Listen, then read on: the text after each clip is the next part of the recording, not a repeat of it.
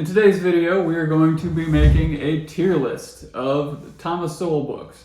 Alright, so the first book that we're going to look at is A Conflict of Visions. Now, A Conflict of Visions is one of my favorites. It's going in the S tier. I've read it multiple times. This book is about how different people view the world in different ways. And so it talks about the difference between a constrained vision, for example, and an unconstrained vision. And in a constrained vision, people view the world in a strict sort of way, bound by facts of reality, as they may say. And people with a more unconstrained vision don't view all those facts of reality, as we might call them, as necessarily always true. Or they might not even occur to them. And so if you are looking to understand people of a different political persuasion, A Conflict of Visions will be very helpful for that. At least it was for me. And that's one of the reasons I really like this book. Discrimination and Disparities.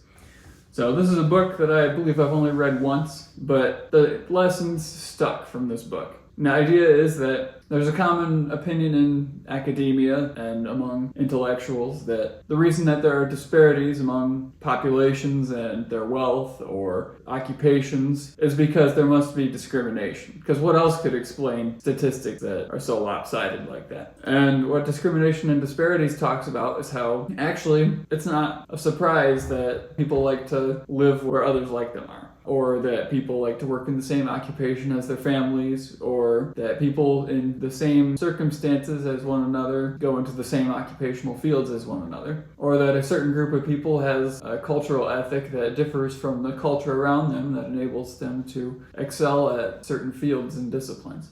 And so the big point of discrimination and disparities is that not all disparities are caused by discrimination. Also, that you can't rectify disparities by trying to install discrimination in the opposite direction to try to remedy things. It doesn't work very well and isn't just. Okay, now we'll do Applied Economics. This also is in the S tier.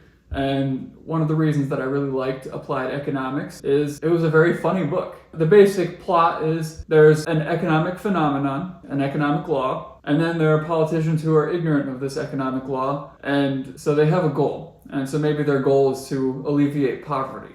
And so they try to pass a policy that is intended to alleviate poverty. But because they don't understand the economic law, then they cause more poverty because of it. And so it's a book full of ironic little situations like that, and I think it's very funny. So then, of course, he presents what the correct solution would be if you wanted to get that policy. And it's a great read. It's very informative. This is the first edition that I put up in the S tier. I think it was 7 hours as an audiobook, and I really liked it. Which makes me want to also mention that there is a second version of the book that is updated or revised and expanded edition. And it was 11 hours. I think it contained all the same content as in the first book, but I just thought the first book was better. Okay, so we'll put Intellectuals and Society up in the S tier. I read this book some time ago, and I really liked it. It basically talks about how, intellectuals, people whose employment comes entirely from the working of ideas, like conjuring up theories or reviewing other people's intellectual work, that intellectuals do not have any reality checks in the same way that, say, business people have reality checks. If you have a bad business idea and you try to implement it, reality checks you because the customers won't like it and you'll lose money. And so you have to adapt or you run out of money and then you can't continue to do that.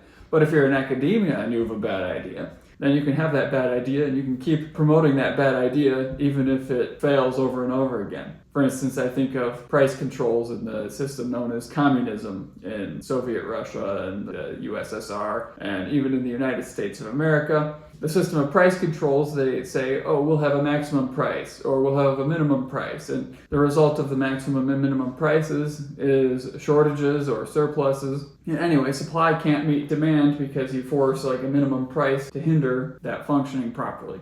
But as the intellectual who promotes the idea of price controls, you're like, if we have a minimum wage, then that will pay people more. Well, if you don't think about how that causes unemployment, you as the intellectual aren't the one who has to pay the price for being wrong. It's someone else who has to pay the price, and that someone else is usually society. And so this is what this book is about. It's very interesting. I put it in the S tier. The S tier is going to be like if Thomas Sowell has written it, and if you're going to read the top 7 books, you should read books in the S tier. The A tier I thought were very good books. The B tier I thought were good. The C tier will be books that I remember liking, but I don't remember anything about the books. Maybe they were too similar to other books that Thomas Sowell had written for me to think there was anything memorable or special about them.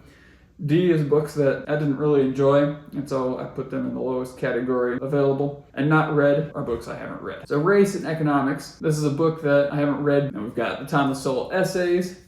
There's another book by Thomas Sowell called Ever Wonder Why and Other Controversial Essays, which I thought was a good B-tier book. It's just a bunch of essays that are kind of disconnected. One of the things that I didn't like about this book, and that is one of the reasons why, despite remembering it pretty well, I put it in the B tier, is that in this book, Thomas Sowell really likes to defend the idea of organ sales being something that should be up to the free market. Like, people should be able to just sell their organs, he says. I kind of like the system as we have it now, where people can donate their organs, because otherwise, I would think it'd be very easy to compel other people to sell their organs. Like, maybe parents would start saying to their kids, okay, you're going to pay for your own college by selling one of your kidneys. You know, the kid won't really have a choice in the matter, but because it would be a free market, and who could stop you from selling your own kidney, right? I kind of like the system as it is, where if you're going to give away your organs, you don't really have anything to get for it.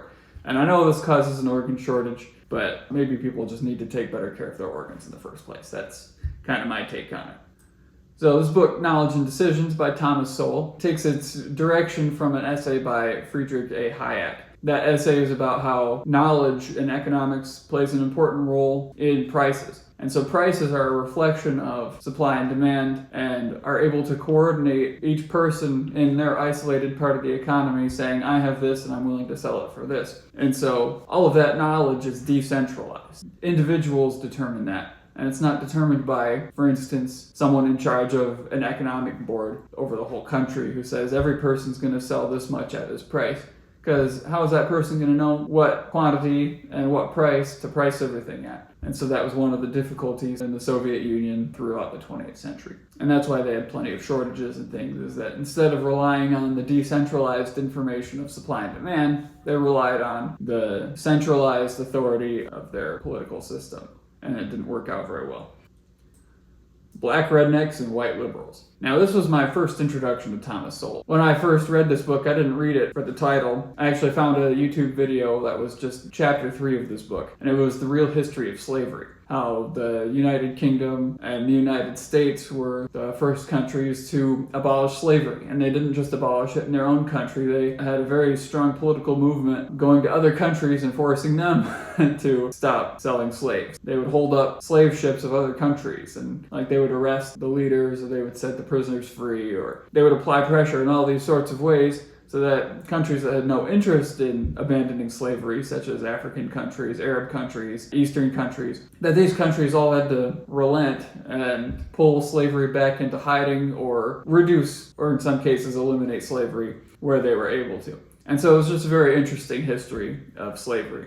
You know, you think Abraham Lincoln did everything, and there's much more to the story. The Quest for Cosmic Justice. I really liked this book. This book takes kind of an aspect of a conflict of visions, and it just takes the vision of the social justice warriors. How come we aren't all born in families that are all the same, and with income that are all the same, and with wealth that are all the same? How come some people are born into rich families and good conditions? How come some people are born into poor conditions and poor families and this sort of thing?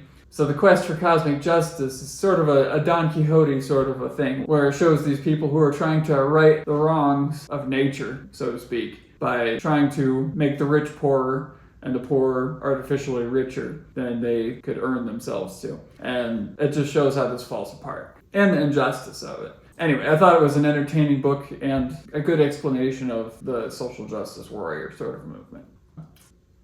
This book, Maverick, is not actually by Thomas Sowell, it's by Jason Riley, but it's a biography of Thomas Sowell. I happen to really like this book. It's cool just getting to see the story of Thomas Sowell's life. I think he's about 95 as of today, 2026 or whatever.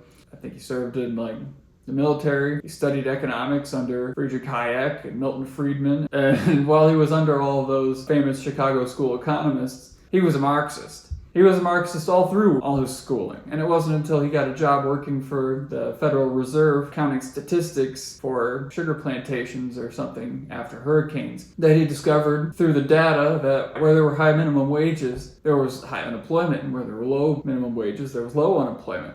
And that's where he first realized that price controls didn't work. And he also realized that when he tried to point this out to his supervisors, that his supervisors didn't care. In fact, they were worried that by him pointing this out, that they could get their positions cut or they could lose budget funding. And so what Sowell realized is that the government doesn't look out for the people it supposedly serves, the government looks out for itself. So that's when he really began to turn away from Marxism and think more independently. That's just a really cool story, and he's written all these books, of course. He almost worked in the Reagan administration, but then he turned it down. It's just a really cool book.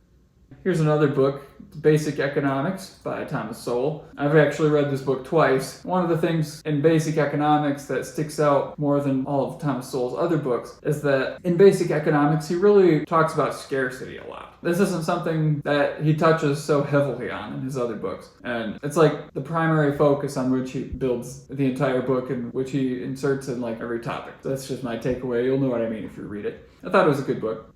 Okay, we have finished the S tier. A Personal Odyssey, Thomas Sowell. This is Thomas Sowell's autobiography. Great book.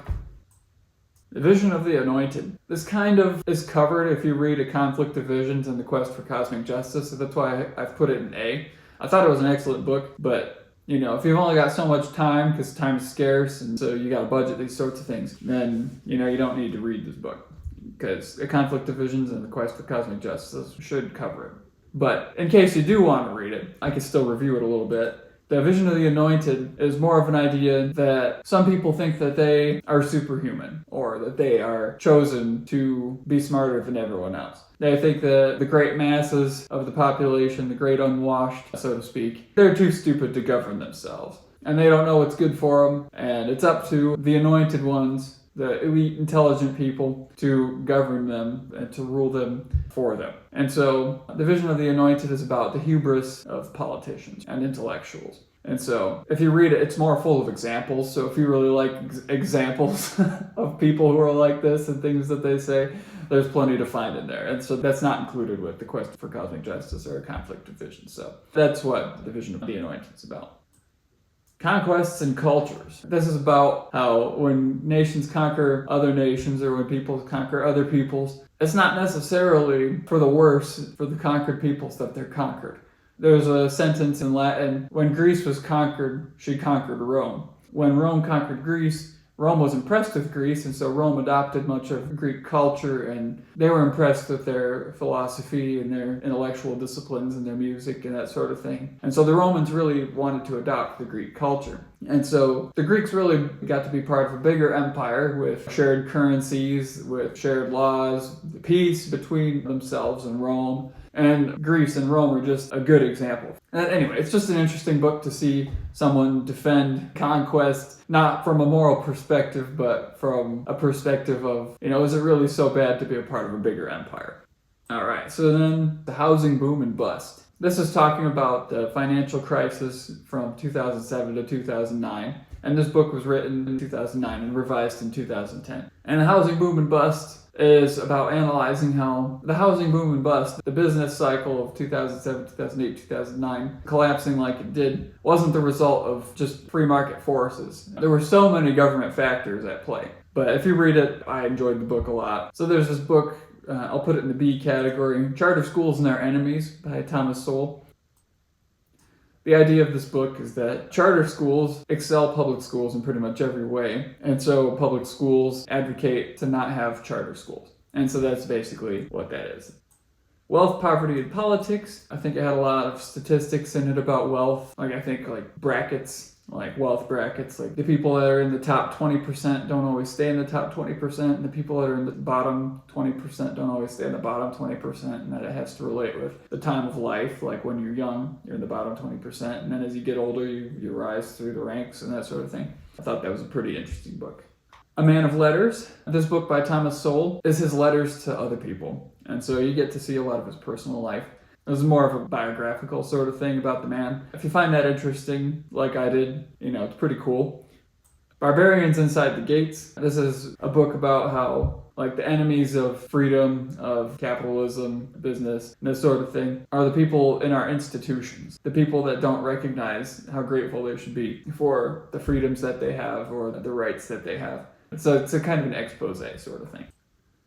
The Einstein Syndrome. This is a book on bright children who talk late. Thomas Sowell talks about his own son and maybe some other people who they don't talk much until they're like 4, and then they're really intelligent. He talks about his experience writing to other people or posting in a column, and then having all these mothers of children who talk late writing to him, and many of them ended up having really intelligent children, and a few of them didn't. But, it's not every time. And he says that even Einstein was this way, talking late. And so that's why he calls it the Einstein Syndrome. So it's not on economics, but it was his work. Marxism. So I read this book in college a few times, actually, and getting a perspective from Thomas Sowell, who was or identified as a Marxist for much of his early life. That's just kind of interesting. He talks about Hegelian concepts of a contradiction and exploitation, that sorts of things. It's Marxism. Choosing a college. So choosing a college is about how not all schools are equal. Schools are not all the same. They have many different aspects that are not the same as other colleges. And so you or your student probably will prefer some colleges to other colleges. In fact, you will. Some of them will be too high-paced for you. Some of them will be too low-paced for you.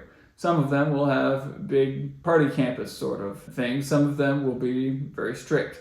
Some of them will be religious. Some of them will be anti-religious. And so whatever you want to find in a college, maybe you should compare the colleges and not just go to the one that your football team goes to, for instance, unless, of course, you intend to play football for them. He talks about, the good things and the bad things about many of the colleges that he knows things about. Those are like the big 10 or 20 colleges. Inside American education, as you can guess, this is an expose of American education. Talking about how the schools perpetuate old exploded theories, whereas the real world has to discard things. So this book, C, Affirmative Action Around the World, I've read it, I don't remember it. If it's anything like what other things Thomas Sowell has written, then what it talks about is when you have affirmative action, then you elevate people who otherwise aren't qualified to things that they aren't qualified for, or things above their skill level. And so if we had a surgeon and we were to elevate, for instance, a certain proportion of non-surgeon quality people to the level of surgeons to, for instance, meet some race quota or something like that, then, I don't want an underqualified surgeon who's just there because he's a certain race. I'd want someone who's qualified for their abilities. I'd want somebody who knows what to do. You get the same thing with plane pilots. You don't want your pilot just to meet a race quota. You want someone who's trained just like all the other pilots to be able to pass a threshold of skill. And so when you have mismatched things like college entrances, instead of just having you have to have a 1400 SAT score to be able to apply to this college, then they'll have different tiers for different races. If you're white, you gotta have a 1400. If you're Asian, you gotta have a 1500. And if you're black, you gotta have a 1200. And so then Asian people at the school find it too easy. And white people, maybe they find it at the right level, and then the black people at the school will find it to be very difficult. By having affirmative action, you mismatch people, and so they're not suited to their level. And not only that, but then you perpetuate stereotypes. For instance, if you have that at college, for instance, and all the Asian people think it's easy, you're going to think, wow, Asians are really smart, and, etc. And so affirmative action is just a bad plan. And so Thomas Sowell always writes against it. Not only is it ineffective, it's also unjust, because people should be able to have the same rules applied to everybody. Dismantling America is probably something like politicians and intellectuals and basically people who are ignorant or ungrateful for our political system here in America trying to destroy it. Economic Facts and Fallacies. I don't remember this book. I've read it though. Race and Culture. This is part of the series with Conquests and Cultures and Migrations and Cultures. Yeah, so then intellectuals and race. I'm just kind of going to breeze through these because I don't really remember them. Thomas Sowell, this book is by Sean Dixon. This is just a children's book. It might be 25 or 50 pages and just has kind of the highlights of his life.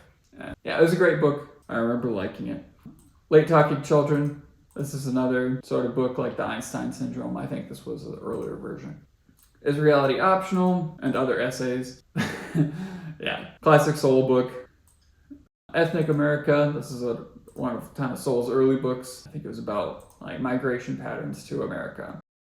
Social Justice Fallacies. It's the most recent book by him that came out in 2023. I was so excited to read this book. I looked forward to it. And it finally came out and I read it and I was disappointed. I mean, there's a little bit of like new stuff in there for his material. It's a little bit more like Quest for Cosmic Justice sort of a thing. I didn't really enjoy this book. Certainly didn't enjoy his take on medical issues and that sort of thing. Things that are not his expertise and that I disagreed with him on. And then we go to Say's Law. This book, I tried to read it and I tried to enjoy it, but it was just kind of boring. And Say's Law is that there aren't gluts in the economy because supply and demand meet, so that there should always be demand to meet supply. So it goes through all the classical economists and their disputes about whether they believed there could be gluts, where the economy produces so much that there's not enough money or there aren't enough buyers for people to buy the stuff. Sort of a fear like, if machines make too many things or if people make too many things, it's going to be so expensive nobody's going to be able to buy it all. Isn't that something to be afraid of?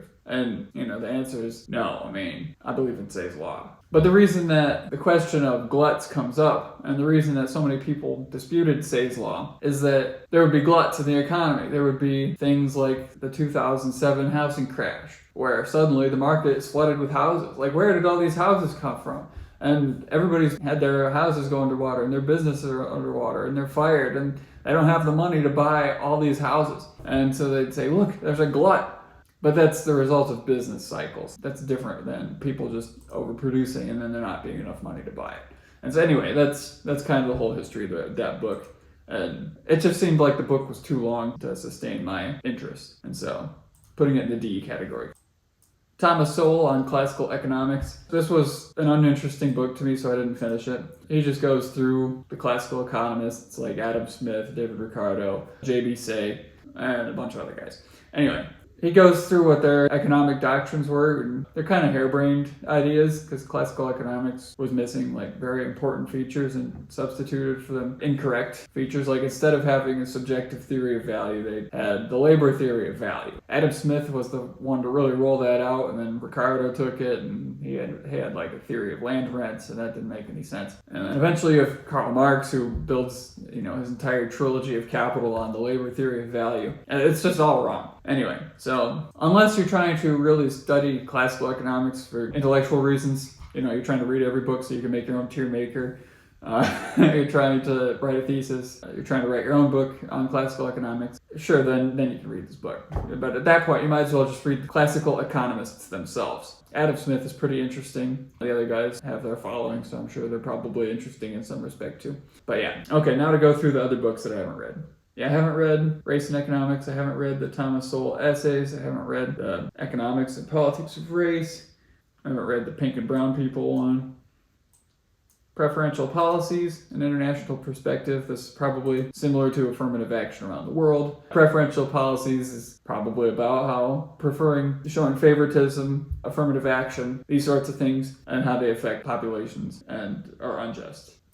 Civil Rights, Rhetoric or Reality. When there was segregation or slavery or nobody had the right to vote, then you could make a case that, yeah, we need more civil rights for people. Like, people need the rights of equality, right?